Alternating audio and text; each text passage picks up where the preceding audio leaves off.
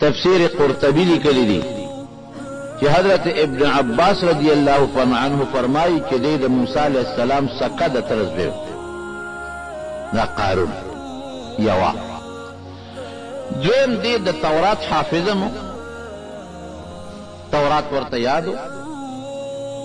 او دریم د تورات عالممو علم د تورات مو سره دی قارون سره او کما او یا کسان چې حضرت موسی علیہ السلام د الله د ملاقات لپاره غوړه کړو چې کوه تور ته لو چې تاسو الله سره ملاقات وشي هغه یو کې دیم شاملو هغه او یو کسانو سره الله خبرې موکړي دا خبرې مراغلي حافظ د تورات هغه یو کسو کې منتخب د حضرت موسی علیہ السلام سکه د ترزوی او هغه کوه تور کې د الله خبرې مو سره شوې دي او منافقو مال ډېر زیاتو دومره مالیو چې تفسیر روح المانی کې یو لوی عالم د عطاء ابن ابي رباح هغه وی د یوسف علیه السلام یو خزانه و چې هغه په ځمکه کې خښه کړې و هغه د په لاس راغلی و ډېر زیات مالدار قرآن حکیم کې الله تعالی فرمایي دومره مال یو موږ دومره مال ورکړو چې د هغه مال چابیانې کې دي ما ان مفاتحه لتنوء بالعصبة اولي القوه چې یو لویه ډله چې هغه به د مضبوط طاقت خاوندانو چابیانې به هغوی ګرځولې نو تاسو اندازه ولګوئ چې چابیانې دومره دي چې یو کس یې نشي ګرځولی دوی نشي ګرځولی درې نشي ګرځولی یو لویه ډله هغه چابیانې ګرځوي او چې کومه ډله هغه چابیانې ګرځوي نو هغه هم د ښه مضبوط طاقت خاوندان دي نو چې جرندې به څونه وي او جرندې بیا چې څومره به وي نو اندازه ولګوئ چې یو جرنده به یو کوټې ته او یو محل ته والي کېدله چې هغه محلونه او کوټې به څومره وي او په هغې کې به مال او دولت څومره و ډېر مالدار په لاره چې به روانو اعلی قیمتي جامې به یې چولې وې قیمتي او اعلی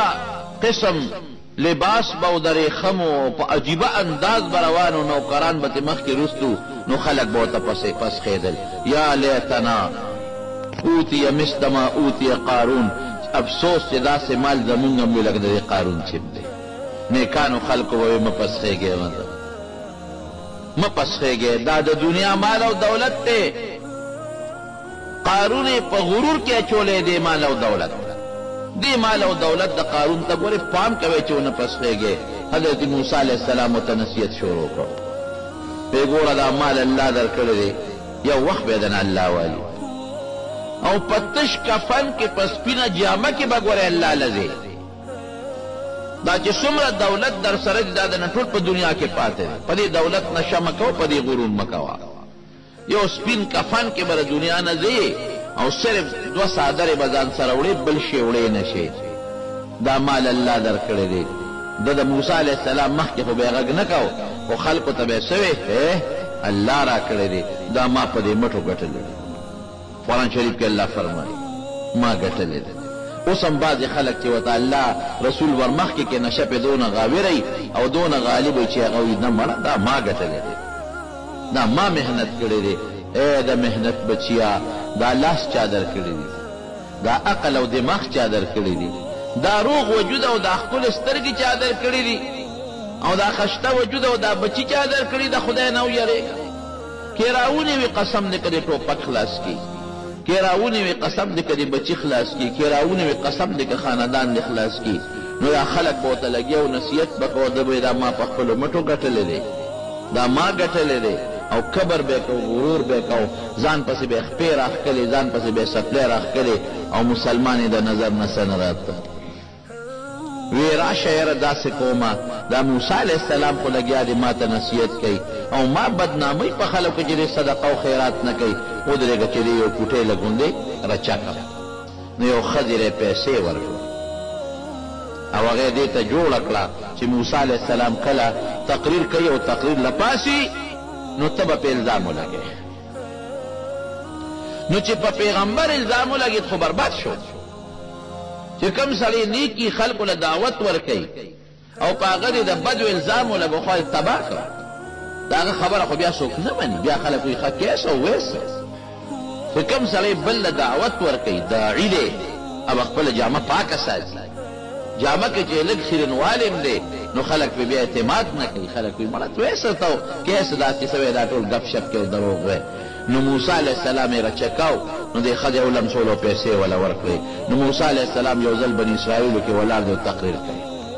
دا ښځه پاڅېده، بیا کېناسته،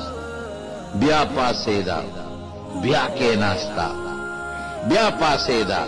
بیا کېناسته. بس حضرت موسی علیه السلام پیش شو. چا پکې اواز هم ورکړه شیطانانو سله پاسې وایه که نه سوی چې دا خبره وکړي.